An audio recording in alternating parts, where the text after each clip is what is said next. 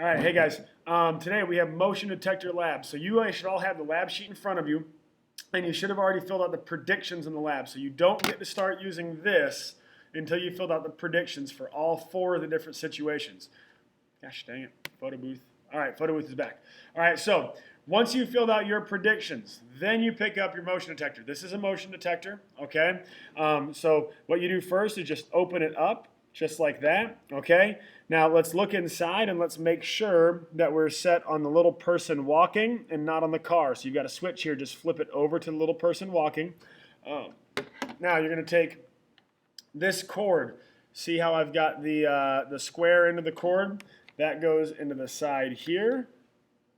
Plug that in. The other end is going to go into your computer. All right, so now my motion detector is plugged in. There we go. All right, now see how the little red light is on? Little red light means it's plugged in, the computer recognizes it, but there's not any program that's taking information from it. So what we have to do is open up the program that uses this. That program is Logger Pro. So hopefully we all have Logger Pro on our computer already. If not, you have to go to self-service and get it. I'm going to go to Launchpad here, and I'm going to open up Logger Pro. It's the one that looks like a little, I don't know, like a little piece of graph paper with a tool in front of it. All right, so I'm going to leave, sorry guys. All right, I'm going to leave Logger Pro open here and my video for right now. So there's a couple things we want to see. Once you have Logger Pro open, the light on your motion detector should turn green. We see that it's green right here. If it's not green, then Logger Pro is not picking it up. Okay? The other thing is that here on Logger Pro, look on the screen, it should say go right there. If you don't see go, so watch if I disconnect it. Now it says no device connected. When I plug it back in, light should turn green. And now it says go, okay? So make sure that it says go there. That means that it's connected. Now all you have to do is just move something back and forth in front of this. So remember that this thing is like a bat, okay? And so it sends out a sonar signal. So it's going to send out a sound wave that direction. It's going to bounce off of something and then come back this way. And based on how long it took to get back, this thing will be able to tell how far away that object is. So here's what I'm going to do. I'm going to move this down so you can see it, okay?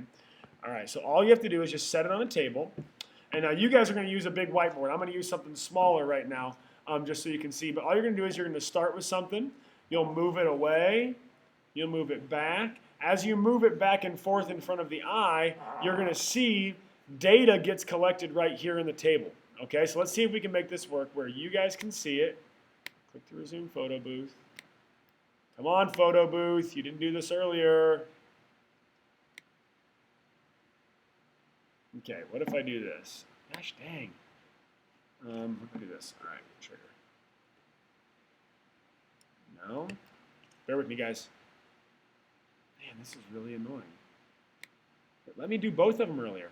All right, so what I'm going to do, I'm going to click on either Start Collection, so this little green button here, or you can just hit play, and that'll also work, okay?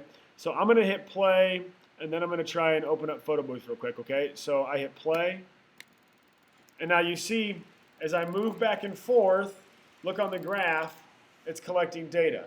All right, so do we see that? I'm going to do it one more time. So look over here on the graph, and you're going to watch. As I move back and forth, you're going to see that my line is going to move up and down, okay? So let's try it one more time, okay?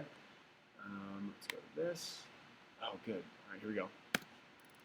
All right, so I'm going back and forth, and my line is moving up and down, okay? So that's what you guys are going to do in yours. But you're only going to go either forward or back or fast or slow. You're just going to read the description in your lab, and you'll do a bunch of different trials that are different things. Okay, so my face is going to go away now. You're just going to watch Logger Pro.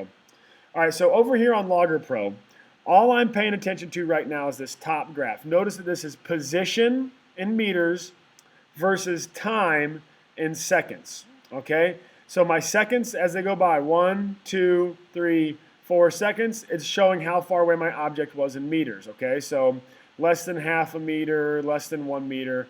Now this right now, it's all kind of scrunched down. See how all my bumps are all way down here at the bottom and there's all this empty space? So before you draw anything on your graphs, what I want you to do is click on the graph. See how it's highlighted now? I've got the little dots around it. And then go up here and click on this A.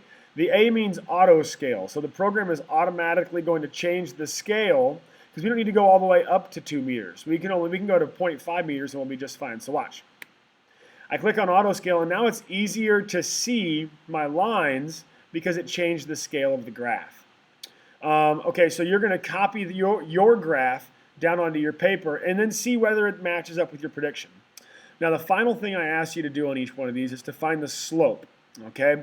So the slope, what's really important is that we get the slope of a specific part.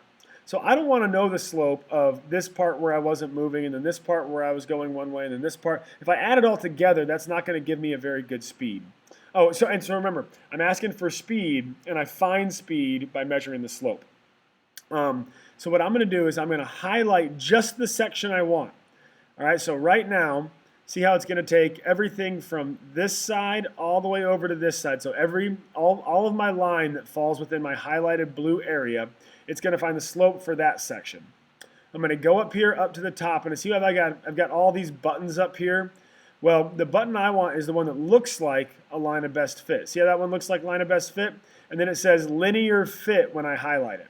So I'm going to click on that and look at what happened. It puts a line of best fit on that section that I highlighted. Now when I look over here, it's going to give me all my information. So see how it gives me my y-intercept, it gives me my m, which is slope. So my slope for this section right here is 0.3153. And they even tell you it's meters per second. So the speed of the pad of paper in this section was 0.3153 meters per second.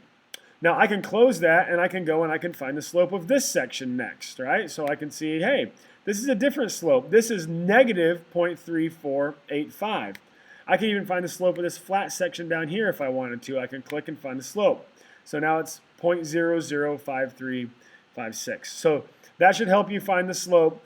Hopefully this answers a bunch of questions and gives you guys a start. If you have a question, don't be afraid to raise your hand and ask me and I'll come over and help you. Good luck.